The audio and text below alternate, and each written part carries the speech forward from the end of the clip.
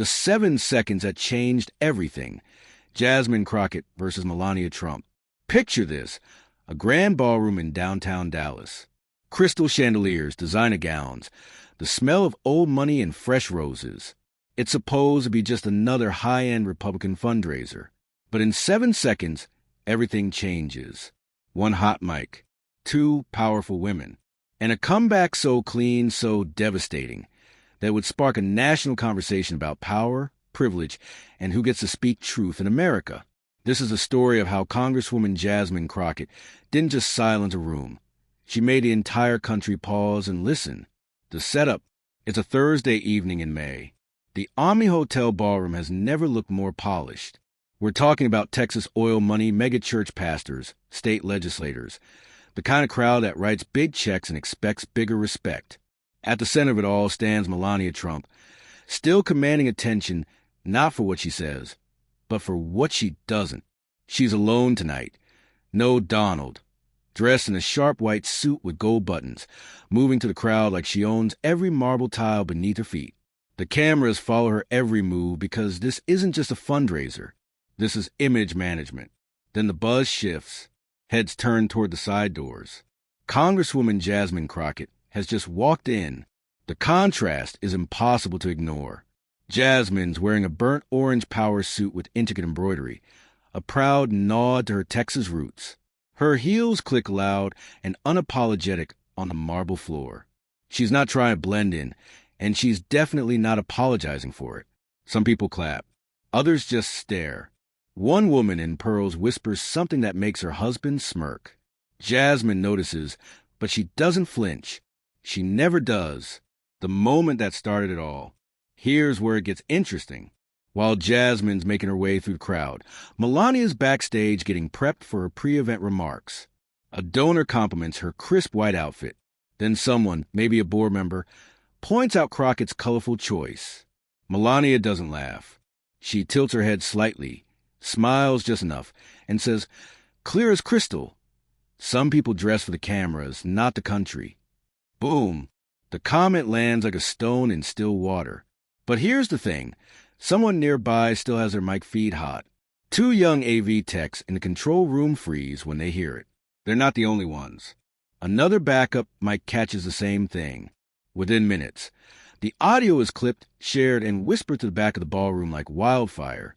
DeAndre, a communications volunteer, hears it backstage.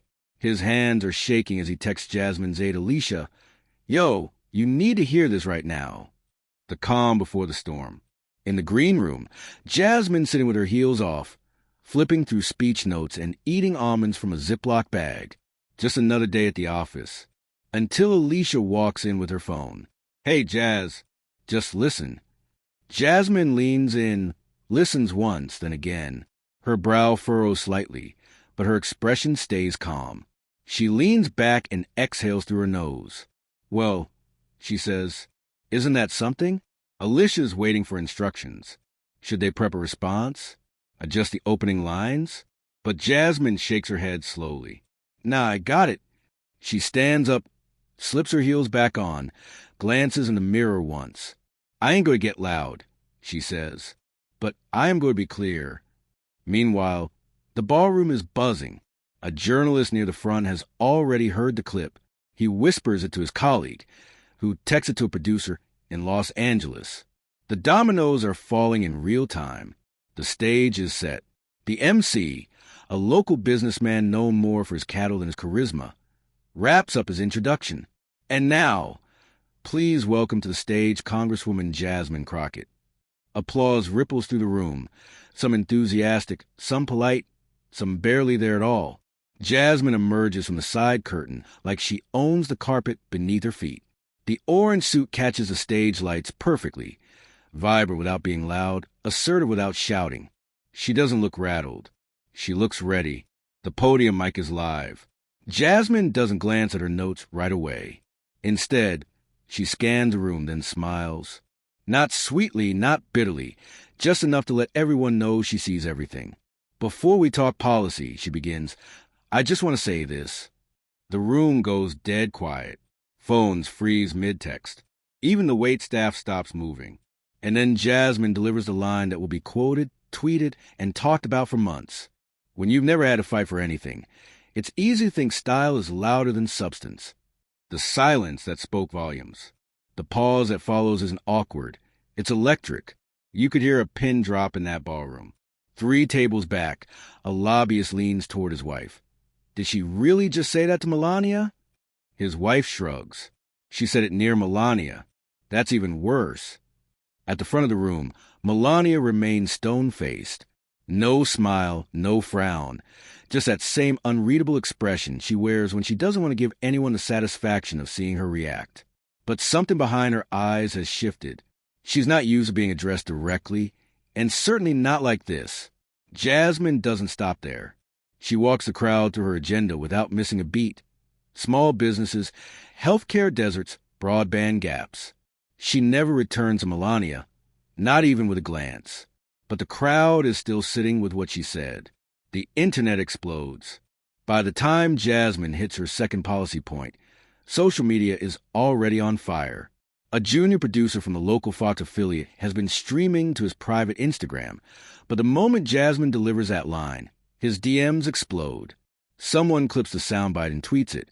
Crockett just ethered the First Lady on stage at a fundraiser in Texas. 20 minutes.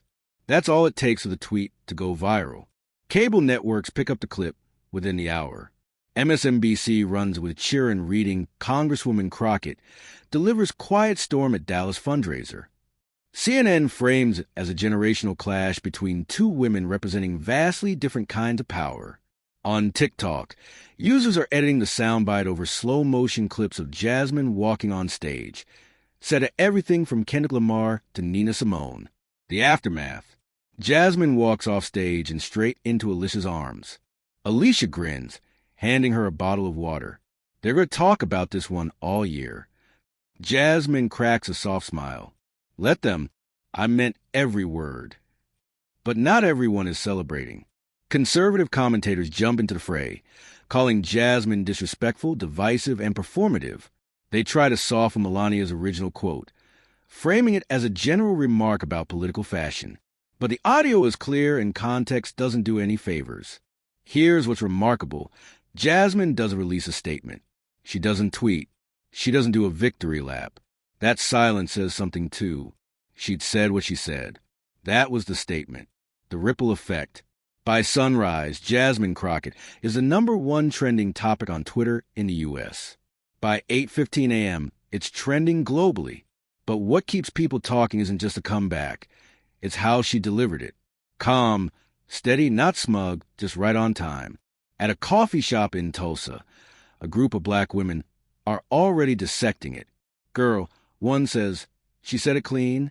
She didn't even raise her voice, her friend adds. She didn't need to, comes a reply. That's what makes it sting. At a firehouse in Plano, 3 firefighters watch the clip on someone's phone. One shrugs. I don't care who you vote for, man. That was cold. You can't even be mad at that. The deeper conversation. This wasn't just about fashion or politics. It was about proximity to struggle. As one professor put during an NPR interview, when someone who's had to climb says something to someone who's always been carried, it lands differently. High school civics classes started using the exchange as a case study. A professor at Xavier University assigned an essay titled, What is Presidential?, asking students to examine who defines professionalism and who it excludes. The conversation had evolved into something much bigger than a 7-second exchange. It was about who gets to be taken seriously before they speak, why we associate grace with silence, and why confidence is sometimes mistaken for arrogance, especially in women who don't shrink in certain rooms. The real power move. 2 weeks later, a retired political advisor named Lena Fairburn, someone who'd worked with 3 presidents and mentored a generation of black women in politics, reached out to Jasmine privately. 34 years ago, Lena told her over the phone, I was in a room in Little Rock. A man told me I'd never be respected in Washington if I wore my hair like that. I straightened it for the next 2 years. Not because I believed him, but because I needed the votes. She paused. What you said wasn't for cameras. That was for every woman who's been asked to shrink. Then Lena gave Jasmine advice that would stick.